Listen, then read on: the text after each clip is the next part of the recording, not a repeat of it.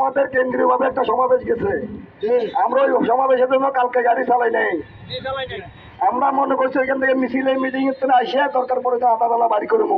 যাক আমাদের শরীর খারাপ লাগছে, আমরা বাড়ি করে নেই বিধায় আজকে কোম্পানিরা পাল্টা দিচ্ছে কর্মসূচি দিদি, আজকে গাড়ি বন্ধ থাকবে, তারা আমাদেরকে গাড়ি চালাইতে দিবে না।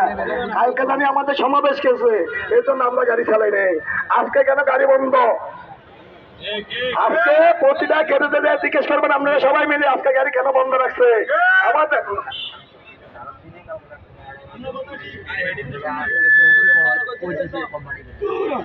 আজকে কেন গাড়ি বন্ধ রাখছে?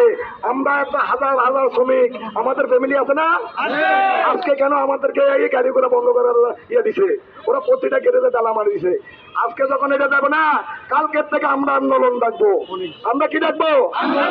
আমাদের কেন্দ্রীয় কর্মসূচি আছে আজকে একটা